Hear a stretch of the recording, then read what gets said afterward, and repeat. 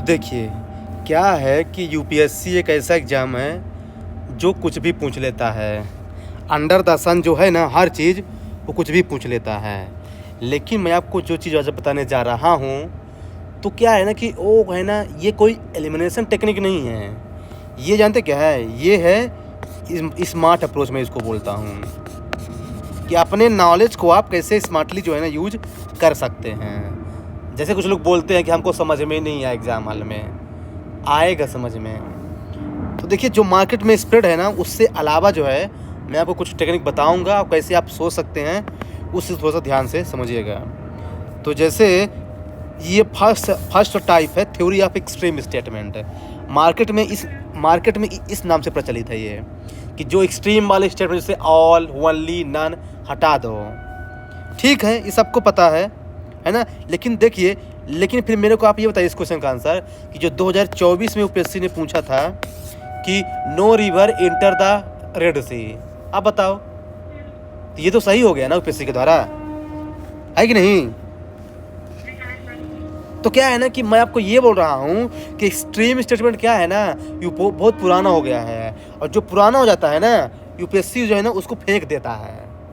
तो मैं को बता दूं कि एक्सट्रीम स्टेटमेंट हाँ गलत हो सकता है और सही भी हो सकता है, 50% का चांस है। हाँ, ये देखना है आपको कि गलत किस सेंस में है और सही किस सेंस में है। अब देखिए क्या ये पॉसिबल है। अब जैसे क्वेश्चन इसमें पूछा है, no virus can survive in ocean water. तो ऐसा भाई, ओशन कितना बड़ा होता है यार, थोड़ा बहुत तो वायरस सर्वाइव कर ही लेगा भाई, चूँकि n नंबर ऑफ वायरस होते हैं। तो क्या है ना कि आपको ऐसा सोचना है, ऐसा नहीं कि हाँ एक्सट्रीम आ गया तो गलत दिक्कत दीजिए। आप अपना है ना विजडम यूज कीजिए कि क्या ये पॉसिबल है कि नहीं, मैं ये कहना चाहता हूँ। तो ऐसे इसमें बहुत सारे हैं ना एक्सट्रीम हैं, इसमें मैं नहीं जा रहा हूँ, है ना। मैं सीधे चलता हूँ सीधे नंबर 2 में, फंक्शनलिटी थ्योरी में। ये थोड़ा सा जो है ना मार्केट में कम है। खोलिए इसको, फर्स्ट वाला पढ़िए, पढ़िए फर्स्ट वाला।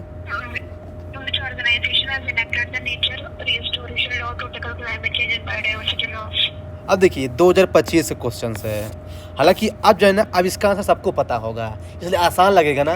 लेकिन जो एग्जाम वाले बैठा होगा ना पहली बार 2025 में, उसकी क्वेश्चन डिफिकल्ट रहा होगा, बहुत कन्फ्यूजन। अब मैं आपको बताता हूँ, फंक्शनलिटी का मतलब जानते क्या होता है, कि कौन क्या काम कर सकता है, कौन क्या काम कर सकता है। अब जैसे मैं बोलूँ कि है ना, अमेरिका इंडिया को भेजना है फॉरेन एम्बेसडर यूएसए में, तो क्या आईएएस को भेजेगा? नहीं, आईएफएस को भेजेगा। तो आप क्या है ना कि आप देखिए कि क्या ये काम ये कर सकता है नहीं कर सकता। अभी क्वेश्चन ये बोल रहा है कि which organisation has enacted the nature restoration law. Last में क्या लिखा है? लॉ लिखा है ना। तो ये बताइए, लॉ कौन बना सकता है? पार्लियामेंट या फिर कोई लेजिस्लेटिव बॉडी। आसान समझना, फूड एंड एग्रीकल्चर ऑर्गेनाइजेशन है ये कोई पार्लियामेंट है क्या? नहीं है, एक बॉडी है ये। ऑर्गेनाइजेशन फॉर इकोनॉमिक डेवलपमेंट, ये तो बॉडी है एक। वर्ल्ड बैंक, ये के इकोनॉमिक ऑर्गेनाइजेशन है। यूरोपियन यूनियन, एक पार्लियामेंट भी है, कमीशन भी है, काउंसिल भी है। इसी के अंदर तीनों चीज़ है, आंसर वही होगा। देख रहे हैं ना, ऐसे भी आप सोच सकते हैं, देख लीजिए। तो देखिए क्या, चूंकि बोल रहा है कि नेचर रिस्टोरेशन लॉ, तो लॉ कौन बनाएगा? वर्ल्ड बैंक थोड़ी बनाएगा, वर्ल्ड बैंक केवल रिपोर्ट देता है। तो ऐसे भी आप सोच सकते हैं बेसिकली। अब जैसे देखिए, अब इसका सेकंड वाला देखिए, nature restoration finance hub for Asia and Pacific है। अब दिया है आईबीआरडी, तो आईबीआरडी केवल नेचर और एशिया और पैसिफिक के लिए क्यों करेगा? वो पूरे वर्ल्ड के लिए करेगा, उसका नाम वर्ल्ड बैंक है, तो डी तो नहीं होगा। न्यू डेवलपमेंट बैंक है, ये इसमें चाइना है, और ये केवल एशिया के लिए है न्यू डेवलपमेंट बैंक है। तो इसमें पैसिफिक क्यों आएगा? फिर अमेरिका क्यों आएगा? पैसिफिक तो अमेरिका आ जाता है, तो सी नहीं होगा। Asian infrastructure investment bank and Asian development bank. अब देखिए, और आपको पता है कि एशियन डेवलपमेंट बैंक में यूएसए लार्जेस्ट शेयर होल्डर है, तो चांस ये है कि एडीबी हो सकता है। तो कहने कि ऐसे जो है आप देखिए कि क्या ऐसा पॉसिबल है कि नहीं, मैं आपको ये बताना चाहता हूँ। हाँ, फिर आपको और दिखाता हूँ, रुकिए। अब देखिए, ये देखिए वर्ल्ड टॉयलेट ऑर्गेनाइजेशन है, ये जो है 2024 क्वेश्चन है। ये बोल रहा है कि ये यूनाइटेड नेशन के अंदर आता है, मतलब कि टॉयलेट जैसी चीज़ बताइए, यूनाइटेड नेशन के भी इसको बनाएगा? मतलब क्या है यार, मतलब ये का एक ट्रेंड देखिए, अगर मान लीजिए कोई स्कीम इंडिया लॉन्च कर रहा है ना, जैसे मान लीजिए कि वो एजुकेशन से रिलेटेड है, तो क्या बोल देता है यूपीएससी कि ये मिनिस्ट्री ऑफ एजुकेशन के अंदर है, क्योंकि ये यूपीएससी का माइंडसेट है, मतलब कि ये स्टूडेंट्स का माइंडसेट है कि जो स्कीम जिससे रिलेटेड है जनरली उसी स्कीम के अंदर आता है। तो लोग सुने हैं कि अच्छा वर्ल्ड में केवल एक ही है सबसे बड़ा नेशन, यूनाइटेड नेशंस, जो डाल दिया यूपीएससी ने। तो ध्यान रखिए कि यूपीएससी की हैबिट है हर चीज़ को बोल देता है कि यूनाइटेड नेशन के अंदर है, जबकि कोई लेना देना नहीं है उससे। तो क्या है कि ऐसे आपको देखना है, जैसे क्या है ना कि वर्ल्ड इंटेलेक्चुअल प्रॉपर्टी ऑर्गेनाइजेशंस है, वर्ल्ड इंटेलेक्चुअल प्रॉपर्टी ऑर्गेनाइजेशंस है। अब क्या है कि ये कौन लाया है, तो क्या है कि आप देखिए, अब क्या है ना कि डब्ल्यूटीओ को क्या लेना देना है, कुछ नहीं लेना है यूनाइटेड नेशन से। बोल देगा कि डब्ल्यूटीओ जो है ना यूनाइटेड नेशन के अंदर बनाया गया है। तो समझिए कि क्या ये ऐसा फंक्शन कर सकता नहीं करता एग्जाम में काम माइंड से। मैं आपको यही कहना चाहता था बेसिकली। फिर इसके बाद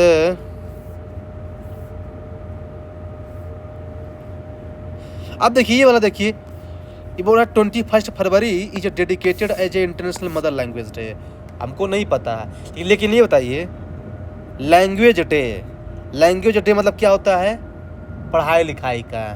इसके लिए अलग से यूनेस्को बॉडी है, फिर यूनिसेफ तो चिल्ड्रन के लिए है ना, तो यहाँ पे ये कैसे यूनिसेफ कैसे आएगा लैंग्वेज के लिए? कॉमन सेंस हटा दीजिए उसको। देख रहे हैं ना कैसे कॉमन सेंस के से आंसर ला सकते हैं। आप पढ़े थर्ड वाला, थ्योरी ऑफ इनफॉजिबिलिटी। इनफॉजिबिलिटी का मतलब जानते क्या होता है? कि एक ही स्टेटमेंट में जब एक से ज़्यादा इन्फॉर्मेशन हो तो पॉसिबिलिटी ये है कि उनमें से एक इन्फॉर्मेशन गलत होगी, तो 10 पूरा स्टेटमेंट ही गलत हो जाएगा। जैसे आप ये पढ़िए फर्स्ट वाला, ये 2025 का ही क्वेश्चन है। अब इसमें क्या बोला है इसका देखिए, सेकंड वाला, India men beat Nepal with a score of 70 to 40 in the final to become the world champion in the men category. किसी के लिए पॉसिबल है कि वो याद करके जाए कि हाँ कितने से हराया है, कौन सी कंट्री को हराया है, किसको हराया है? तो क्या चाहता है एग्जामिनर यहाँ पे? पॉसिबल नहीं है, हटा दीजिए, दोनों गलत है। इसे बोलते हैं इनफॉजिबिलिटी। मतलब कि जब एक ही इन्फॉर्मेशन बहुत ज़्यादा देते स्टेटमेंट ना कि ये इसको हराया, इतने से हराया, इस कंट्री का है, पक्का गलत होगा क्वेश्चन, आप चेक कर लीजिए। हाँ जैसे आपको और दिखाता हूँ, रुकिए। बेसिकली अब इसे ये देखिए, ये बोल रहा है कि इंडियन प्रोजेक्ट 2023 वाला क्वेश्चन है। East West corridor under Golden corridor project connects Dibrugarh to Surat है। फिर trilateral highway connects Moreh in Manipur and Chiang Mai in Thailand. गलत हो सकता है भाई, गलत तो दे सकता है कि कौन किस। तो जब एक ही स्टेटमेंट में बोले कि इसको भी कनेक्ट करता है, उसको भी कनेक्ट करता है, ऐसा करता है, तो जो है ना गलत हो सकता है। ये थोड़ा सा इस चीज़ को ध्यान रखिएगा, मेरे कहने का मतलब ये है। हाँ बाकी वो प्रैक्टिस कीजिएगा। और चलते थ्योरी ऑफ ऑल में, ये भी मार्केट में बहुत ज़्यादा फैला हुआ है कि जहाँ पे ऑल आ जाएगा तो ये ना वो गलत होता है। बेसिकली थ्योरी ऑफ ऑल इसको बोलते हैं बेसिकली। तो एक चीज़ ये ध्यान रखिएगा आप कि थ्योरी ऑफ ऑल मतलब ये नहीं कि जहाँ पे ऑल आ जाएगा। थ्योरी ऑफ ऑल मतलब ये है कि कहाँ पे ऑल आंसर हो सकता है। अब इसे देखिए, ये बोल रहा है इसका, ये वाला देखिए कि कौन, how many of them contain plastic, 2025 में क्वेश्चन पूछा है। अब भाई सिगरेट, आई ग्लास और कार टायर्स और कंटेन करता है, ये बोला है भाई। और थोड़ा बहुत भाई अगर 0% भी कवर करेगा साइंस टेक के क्वेश्चन में, अगर एप्लीकेशन पूछ रहा है तो 99% सारे होता है। हाँ कोई बेग स्टेटमेंट ना थे, जैसे बेंजीन पॉल्यूशन किस किस से फैलता है। अब बेंजीन पॉल्यूशन भाई नॉर्मल नहीं है तो हर चीज़ से नहीं फैलेगा, कॉमन सेंस की बात है। तो देखिए कि क्या क्या ऑप्शन में दिया है। तो जो चीज़ नॉर्मल नहीं है उसमें थोड़ा सा अलर्ट हो जाइए, और जो चीज़ नॉर्मल है कि सल्फर डाइऑक्साइड किसी किसी से फैलता है, ये नॉर्मल है तो हर किसी से फैल सकता है। ये थोड़ा सा कॉमन सेंस हमेशा यूज़ कीजिए अपना, मैं ये कहना चाहता हूँ। फिर आ जाइए नेक्स्ट वाले रूल्स में। तो ये है थ्योरी ऑफ एलिमिनेशंस, ये भी बहुत ज़्यादा फैला है मार्केट में, लेकिन मैं आपको गजब टेक्निक बताऊंगा। आप देखिए, पढ़िए ये वाला क्वेश्चन पढ़िए 2024 वाला, थ्योरी ऑफ एलिमिनेशन के नीचे वाला। हाँ target constructed as greenfield अब देखिए project. ग्रीन फील्ड का मतलब क्या होता है? नया जो बनाया हुआ पूरी हो गया। तरीके से नया. हो गया, आपका आंसर आ गया, हो गया। अब देखिएगा आप, ये बताइए मेरे को, आप दोन्यू पोलो एयरपोर्ट का नाम सुने हैं अभी इसके पहले? नहीं, यानी पॉसिबिलिटी कि नया बना होगा तभी तो नाम नहीं सुना हूँ मैं। ठीक है, विजयवाड़ा आप सुने हैं? भाई सुने हैं, बहुत बहुत पॉपुलर नाम है ये, यानी ये ब्राउन फील्ड है, पक्का है। थर्ड को हटा दीजिए, लीजिए ये आंसर आ गया। कैसे मैंने वर्ड को ब्रेक करके आंसर ला दिया, देख लीजिए। इसे बोलते हैं थ्योरी ऑफ एलिमिनेशन। हमको नहीं पता भाई कौन सा ग्रीन फील्ड है, पर ये देख लीजिए कि कौन सा ब्राउन फील्ड है। अब विजयवाड़ा भाई आज का नहीं बना है भाई, मैं इसको बहुत दिन से सुन रहा हूँ, तो मैंने अपने जनरल नॉलेज का यूज़ किया यहाँ पे इसको सही करने के लिए। और रुकिए और बताता हूँ।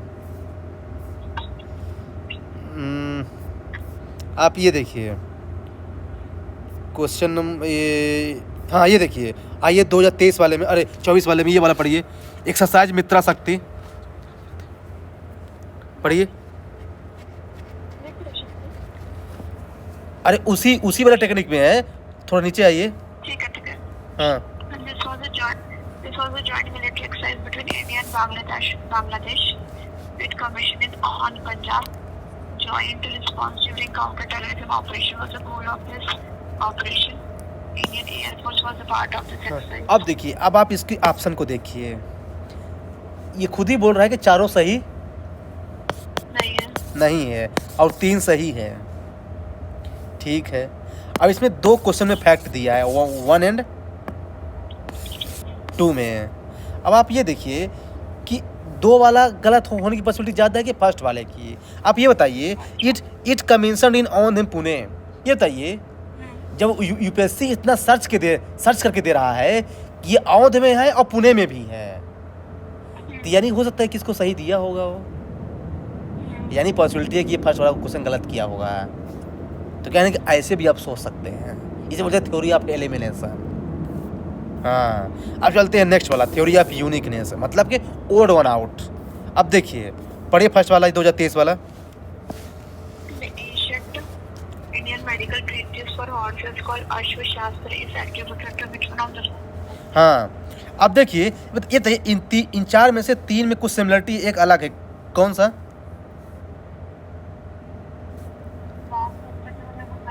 देखिए ए, सी और डी में सब में सेंचुरी लिखा है, और सेकंड वाला सीधा सिंपल लिखा है, आंसर वही होगा।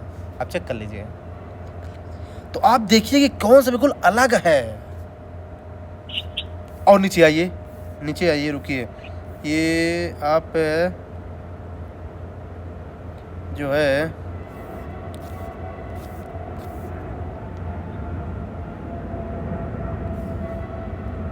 ये वाला पढ़िए, 2015 में जो होता है लिविंग रूट ब्रिज है। अब देखिए लिविंग रूट ब्रिज पे पूछ रहा है, ये नॉर्थ का है, ये सेंट्रल का है, ये साउथ का है, सब ठीक है, लेकिन एक ही दिया है नॉर्थ ईस्ट का। पॉसिबिलिटी है कि आंसर वही होगा जो सबसे ट्रैक से बाहर है। ये बोलते हैं ओड एंड आउट, कि आप देखिए चारों में से अलग कौन सा आंसर है। और बताता हूँ आपको,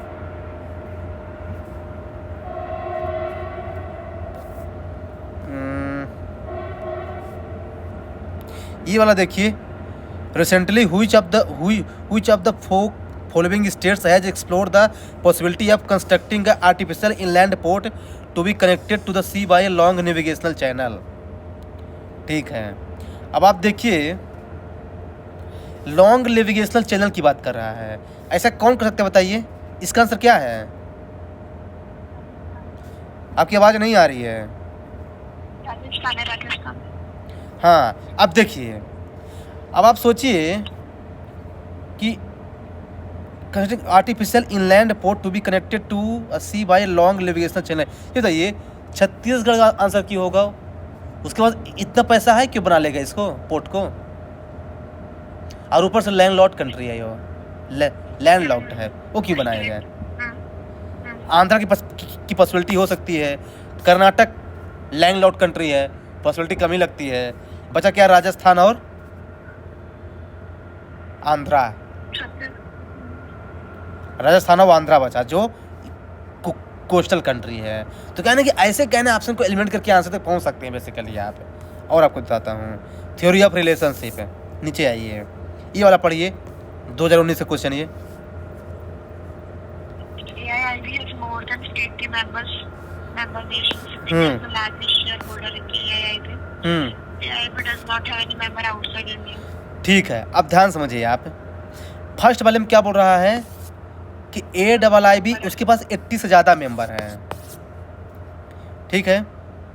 अब थर्ड वाला बोल रहा है कि AIIB के पास जो है ना 60 से ज़्यादा मेंबर नहीं है। ये बताइए एशिया में रफली कितने कंट्री होंगे, आप बताइए रफली। आवाज़ नहीं आ रही आपकी।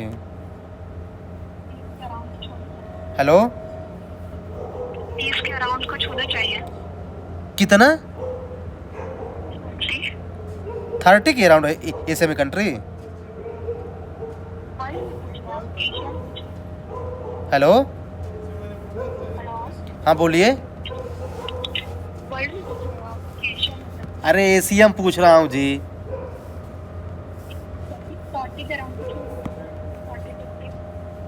आपकी आवाज़ नहीं आ रही है।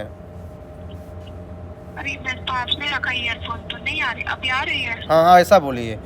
60 के आसपास कंट्री हैं एशिया में, ठीक ना, 60 के आसपास। अब आप बताइए कि एक 1 and 3 आपस में क्या कर रहा है, कॉन्ट्रडिक्ट कर रहा है। फर्स्ट वाले में बोल रहा है कि अगर 80 से ज़्यादा है तो फिर एशिया में खुद ही 60 कंट्री है, तो कैसे हो सकता है दोनों सही, यानी 1 and 3 कभी एक साथ नहीं आएगा। तो यानी काट दीजिए, COD गया। और फिर ये बताइए सेकंड कैसे सही हो सकता है। आपको पता है कि एशियन इंफ्रास्ट्रक्चर बैंक है, तो मतलब चाइना पक्का इसमें मेंबर होगा। जब चाइना है तो इंडिया कैसे होगा लार्जेस्ट शेयर होल्डर। कम से यूज कीजिए, तो दो गलत हो गया, यानी एक सही है। इसका आंसर लीजिए। आपको देखिए, आपको इसका आंसर पता है अभी ना, इसलिए आसान लग रहा होगा ना। एग्जाम हमें अब बैठे होते ना भाई, बहुत डिफिकल्ट क्वेश्चन था ये, लेकिन जो मैं आपको तरीका बता रहा हूँ ना, कैसे देखिए आंसर आ गया आसानी से। तो ये ऐसा भी आप सोच सकते हैं एग्जाम हाल में। आगे और बताता हूँ आपको, ठीक ना।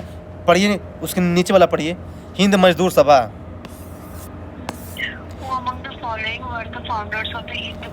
ये बताइए ये कुछ हिंदी नाम लग रहा है कि नहीं लग रहा आपको? लग रहा है हिंदी नाम है। अब फर्स्ट वाले में ऑप्शन क्या दिया है? है कुछ, तो यानी ये होगा, ये तो होगा नहीं। सेकंड पढ़िए।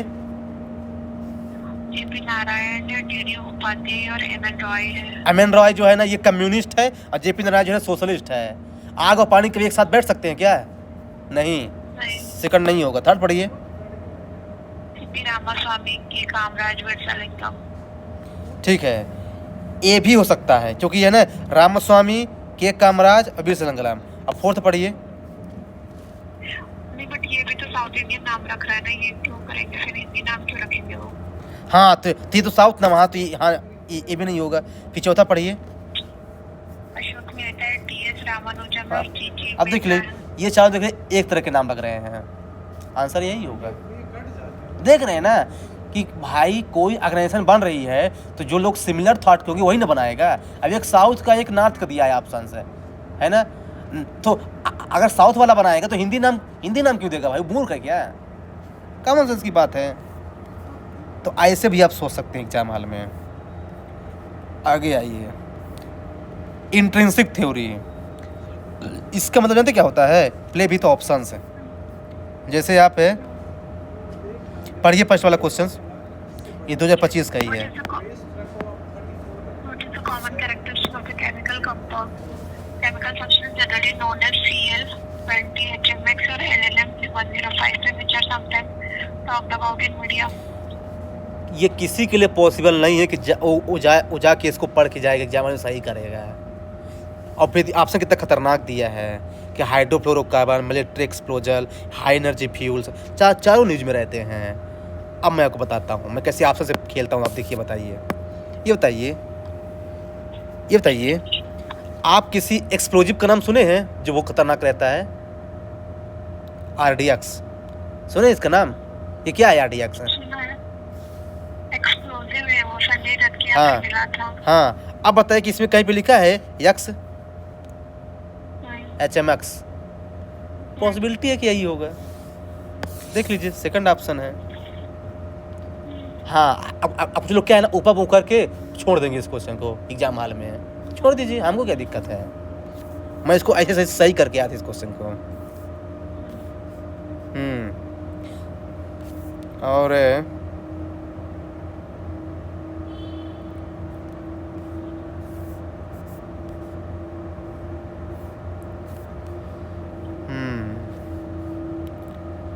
अभी पढ़िए, आगे आइए। 2022 वाला पेपर, 2022 में जो लिखा है ये थोड़ा वाइट में। अब इसमें लिखा है कि in India which of the following compiles information on industrial dispute related to worker. Worker मतलब क्या होता है? लेबर। तो आंसर लेबर वाला होगा। कॉमन सेंस की बात है, लेबर ब्यूरो होगा। क्या ऑप्शन को ब्रेक करके आंसर लाइए ना। लोग पता नहीं क्या सोचते रहते हैं यार, मेरे को समझ में नहीं आता। आसान क्वेश्चन गलत कर देते हैं यार। मतलब जो है देख रहे हैं ना, मतलब मैं आपको सारे क्वेश्चन नहीं बता रहा हूँ, आप खुद देखिएगा उनको। मैं आपको बस हिंट दे रहा हूँ। अपने थ्योरी ऑफ लैंग्विस्टिक है। अब देखिए कैसे आपको लैंग्वेज से खेल के दिखाता हूँ, ठीक है ना। अब देखिए फर्स्ट वाला पढ़िए, 2024 से पूछा था, पढ़िए।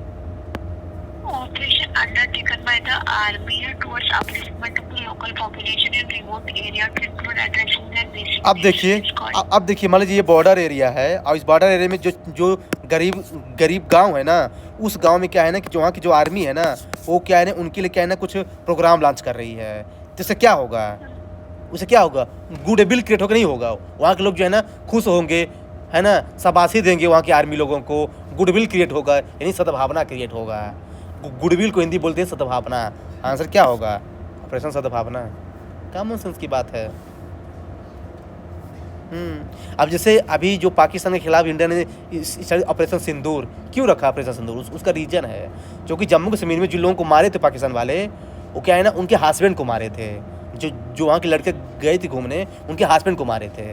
तो मतलब उनको उनका सिंदूर हट गया, इसलिए ऑपरेशन सिंदूर का गया। तो ध्यान रखिए, जब कोई नाम रखा जा रहा है ना, उससे कोई पर्पज होता है, हमेशा ध्यान रखिएगा। हाँ, ऐसे नहीं कि हवा में बातें करते हैं।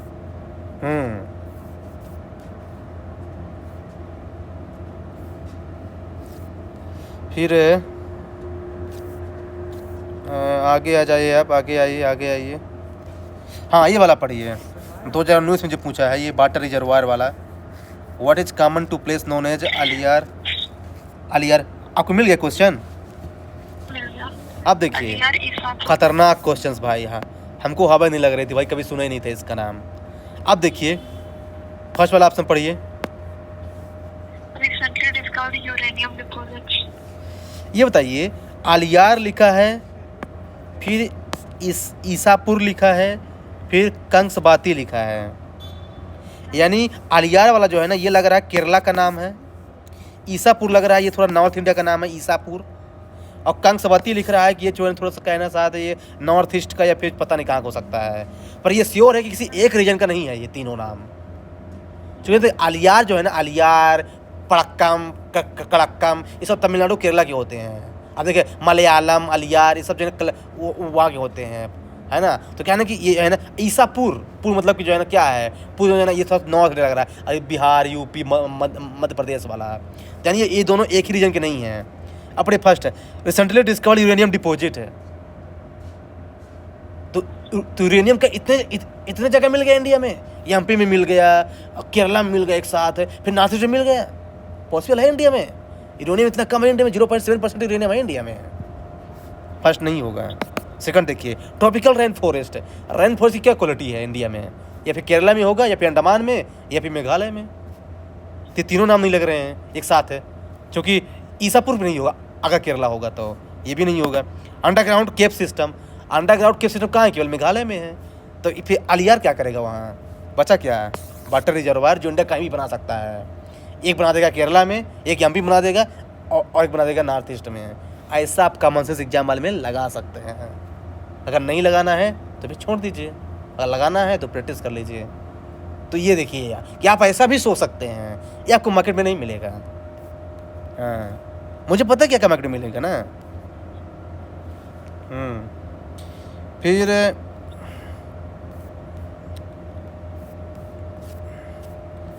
फिर आगे आ जाइए आप, थ्योरी ऑफ प्रोमिनेंसी में है, ठीक है ना।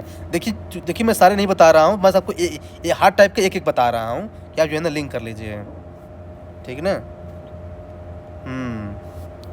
अब देखिए ये पढ़िए 100 मिलियन फार्मर। अब देखिए पहला ऑप्शन, हाँ पढ़िए पहला option. it is a platform for accelerating the transition towards food and water systems that are net zero, nature positive, and that aims to increase the farmer resilience. मतलब कि ये जो है ना, जब बोल रहा है कि नेट जीरो भी करना है, नेचर को पॉजिटिव भी करना है, मतलब ठीक बहुत सारी चीज़ें लिख दिया है। वाटर को प्रिजर्व करना है, फूड को भी करना है, मतलब अम्ब्रेला टर्म है। सेकंड वाला पढ़िए। It is an international alliance and network of individual farmer communication organization interested in supporting and strengthening the development of organic animal husbandry. ये केवल एनिमल हस्बेंड्री पे ध्यान दे रहा है, यानी ये थोड़ा नैरो हो गया। सेकंड पढ़िए। It is a digital platform of fully integrated service provider and built on blockchain that lets buyers, sellers and third parties केवल trade fertilizer हाँ exchange. केवल फर्टिलाइजर पे ध्यान दिया है, ये भी नहीं होगा। आगे पढ़िए। It is a platform that a mission of encouraging the farmer to farm. ये केवल एग्रीकल्चर मार्केट पे ध्यान दे रहा है। अब देखिए 2, 3, 4 जो है ना ये स्पेसिफिक है। सेकंड वाला एनिमल हस्बेंड्री, थर्ड वाला फर्टिलाइजर पे, फोर्थ वाला मार्केटिंग पे, लेकिन जो फर्स्ट वाला है ना वो food, water, net zero, carbon, farmer resilience, और यहाँ पे लिखा है 100 मिलियन, यानी बहुत सारे लोग। तो भाई बहुत सारे लोग भाई तो गोल भी बड़ा होगा ना, ये लगा दीजिए। तो देखिए कहना ऐसे कहना आपको दिमाग लगाना है बेसिकली। फिर आप आगे आ जाइए और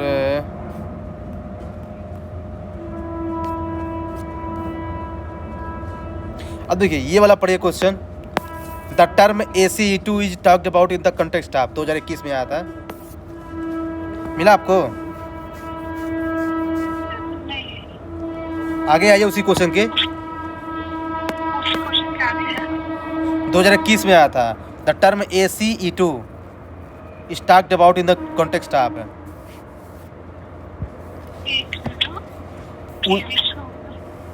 2021 में आया था, नहीं मिला आपको क्वेश्चन?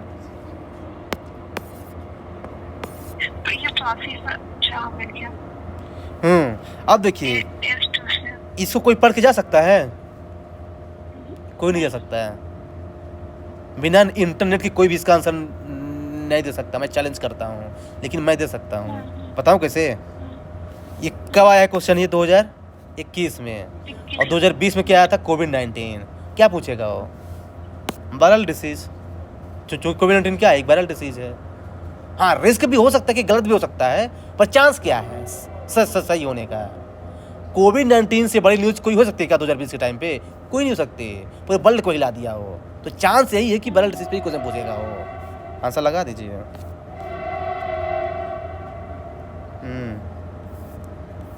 अब आइए थ्योरी ऑफ प्रोबेबिलिटी पे। अब देखिए ये बहुत मार्केट में फैला हुआ है कि कैन और मे आ गया तो सही हो सकता है। जैसे सम आ गया, कैन आ गया, मे आ गया, इसको मैं नहीं बता रहा हूँ, सबको पता है ये। हाँ अब आइए थ्योरी ऑफ हाफ निगेशन, उसके आगे वाला चाहिए।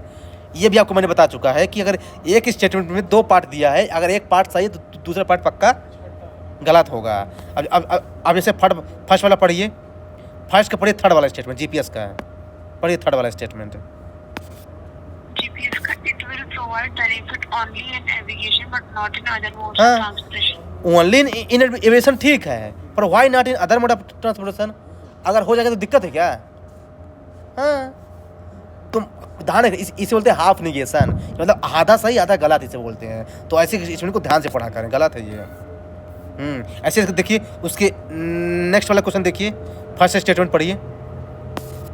Probiotics are made of both bacteria and the अरे लोकपाल वाला जी,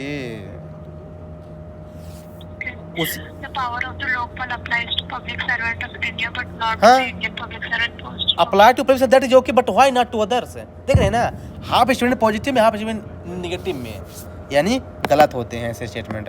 आप पीवाईक्यू में इसको आजमाना, हम चल रहे हैं अभी आगे। तो देखिए मैं आपको बता रहा हूँ कि कैसे जो है ना यूपीएससी करता है। अब आए थ्योरी ऑफ लॉजिकल अप्रोच में, नेक्स्ट आइए। अब इसमें देखिए क्या है, इसका सेकंड वाला पढ़िए, अब तो आपको लॉजिक गांधी पीस प्राइज। अब देखिए जनरली बड़े बड़े प्राइज कौन देता है इंडिया में?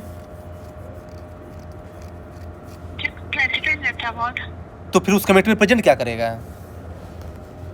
हाँ, ये बोल रहा है कि उस कमेटी में प्रेसिडेंट होता है भाई, जूरी में प्रेसिडेंट क्या करेगा? प्रेसिडेंट तो अवार्ड देता है ना, उस कमेटी में क्या करेगा वो? तो हटा दीजिए वन वाले को। इसे बोलते हैं लॉजिकल अप्रोच कि क्या देखिए ऐसा पॉसिबल हो सकता है क्या? ये है बेसिकली। हाँ, फिर आगे आ जाइए आप सीधे, ये सब पढ़ लीजिएगा, ऐसा नहीं ये सब PYQ ही है, काम आएगा आपको। Theory of observations. अब देखिए इसमें, देखिए इसमें आप ये वाला क्वेश्चन पढ़िए, सेकंड वाला पढ़िए। For election to the Lok Sabha और nomination paper can be filed by. बताइए इसका आंसर क्या होगा? सही आंसर जो है ये है, any citizen of India whose name appears in the electoral roll सबसे कंप्रेंशन वही है ना कि ये बोल रहा है कोई भी इंडिया जो रिजाइडिंग कर रहा होगा भाई, अगर उसका नाम नहीं तो urgent of constituency from which the election to be constituted है, अगर उसका नाम नहीं तो उसमें any citizen of India whose name appear in the electoral roll of a constituency. Yes, लेकिन जानते क्या है, मैं इस क्वेश्चन को चैलेंज कर सकता हूँ सुप्रीम कोर्ट में यूपीएससी के खिलाफ। जानते क्यों? ये बताइए, लोकसभा का मेंबर बनने के लिए आपको 25 ईयर्स होना चाहिए मिनिमम। कहाँ लिखे 25 ईयर्स? तो मैं इसको चैलेंज कर सकता हूँ क्योंकि ये इनकम्प्लीट स्टेटमेंट है। हाँ, फिर आउट ऑफ दिस 4 थर्ड वाला ज़्यादा सही लग रहा है, फिर भी ये टेक्निकली सही नहीं है। अगर मैं ऐसा बोल दूँ कि जिसका नाम इलेक्टोरल रोल में है वो जो है ना आ ही जाएगा, तो फिर एज कहाँ है? 25 मिनिमम एज कंपलसरी है लोकसभा के मेंबर बनने के लिए। तो जो है ना, तो देखिए यूपीएससी कभी कभी गलती कर देता है, पर आपको एग्जाम हॉल में ये नहीं सोचना है कि यूपीएससी की मिस्टेक्स है। नहीं, आप इन 4 में देखिए कि कौन बेस्ट ऑप्शन है, क्योंकि देखिए यूपीएससी की मोनोपोली है इसमें, जो कहेगा वही माना जाएगा। ये सुप्रीम कोर्ट ने भी बोल दिया है कि यूपीएससी का अधिकारी क्या करेगा क्या नहीं करेगा।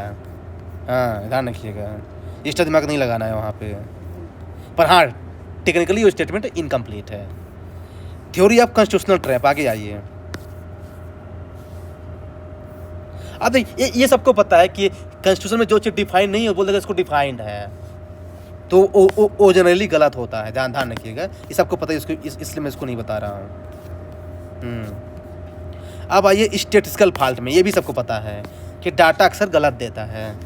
अब आप देख लीजिएगा कौन कौन सा डाटा गलत है, मैं इसको नहीं बता रहा हूँ। मिसलेनियस ऑब्जर्वेशंस, आगे आइए।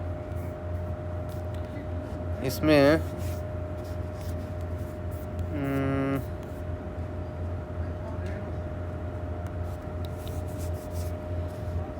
अब देखिए ये दिया है, with respect to India the term हैबो हो कुई परटेन टू 2021 में जो क्वेश्चन पूछा है। अब क्या होगा? हो क्या होता है? ट्राइबल लैंग्वेज होता है, तो ट्राइबल लगा दीजिए। हाँ, अब हो जो करते हैं हो ये तो मैं ट्राइबल में ही सुना हूँ तो ऐसे कहने कॉमन सेंस लगाया जा सकता है बेसिकली आंसर देने के लिए। फिर आगे आ जाइए उसमें कैलकुलेटिव रिस्क में, आगे आइए 162 पेज पे। तो अब देखिए कौन सा क्रॉप जिन सबसे ज़्यादा जो है ना वो करता है क्या? मीथेन और नाइट्रस ऑक्साइड। और सबको पता है भाई राइस है, तो इसमें गेस मार दीजिए। हालांकि रिस्क है क्योंकि शुगर केन भी दिया है, क्लोज ऑप्शन है, फिर भी सबसे ज़्यादा कौन करता है? मोस्ट लिखा है ना, तो आप इसको मत छोड़िए।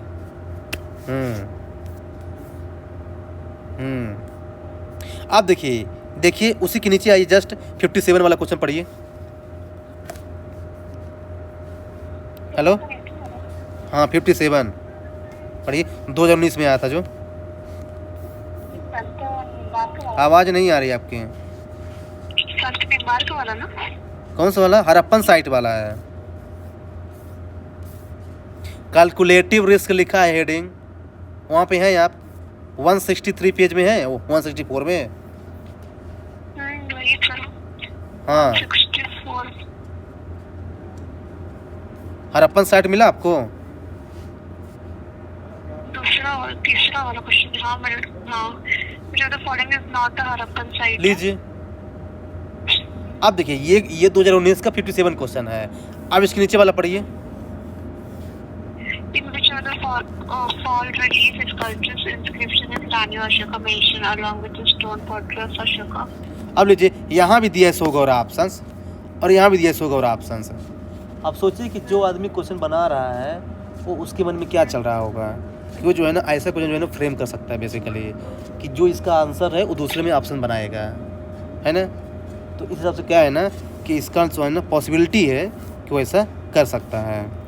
यानी देखिए, अब 57 क्वेश्चन जो बन रहा था, जो बना रहा होगा वो मनुष्य बना रहा होगा ना, तो क्या है कि वो क्या कर रहा होगा कि इसका ऑप्शन दिया 100 गौरा, अब उसके मन में 100 गौरा ऑप्शन घूम रहा था, वो जाके इसमें फिर से ऑप्शन डाल दिया है। तो आप एग्जाम हॉल में ऐसा अज्यूम कर सकते हैं बेसिकली कि अच्छा वो जो है कि इसका आंसर 100 गौरा है, इसलिए क्या है सेकंड वाले को उसमें भी डाल दिया है। क्योंकि ह्यूमन नेचर है भाई, जो पेपर बनाएगा वो भी तो ह्यूमन बीइंग ही है ना। तो आप ऐसा भी क्या है ना थोड़ा सोच सकते हैं जो हम लोग जनरली नहीं सोचते। तो क्या है ना एक दो जो है ना यहाँ से भी सही हो जाता है बेसिकली। हाँ, अब आप समझ रहे हैं जो बोल रहा हूँ तो। हाँ हाँ हाँ, देखिए क्या है ना वो देखिए बहुत ध्यान से आपको क्वेश्चन पढ़ना पड़ेगा। तो देखिए आप इसलिए है ना, ये तो आपको ध्यान देना पड़ेगा। लेकिन मैं आपको बता रहा हूँ। अब देखिए उसकी नीचे वाला देखिए, नीचे आइए, हिडन बर्ड आइडेंटिफायर में उसका सेकंड वाला क्वेश्चन पढ़िए। अब देखिए पढ़ा आपने यूनेस्को वाला वर्ल्ड हेरिटेज साइट। अब देखिए जानते क्या है, अब जानते कि इसमें मेरा फ्रेंड क्या गलती किया था। उसने ये देखा कि वर्ल्ड हेरिटेज साइट वाले क्वेश्चन पूछा है, उसने चारों ऑप्शन को पढ़ा और चारों थे उसने चारों आंसर लगा दिया। लेकिन उसने ये नहीं देखा कि ये लिखा है नीचे, how many of the above properties were included in 2023 only.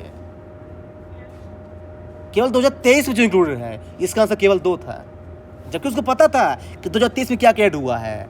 पर क्या है उसने ऑप्शन को अच्छे से नहीं पढ़ा कि आगे ये भी लिखा है कि 2023 में कौन कौन इंक्लूड हुआ है। तो मतलब उसने ये अज्यूम किया कि इसने ये लिखा है कि कौन कौन वर्ल्ड हेरिटेज साइट है।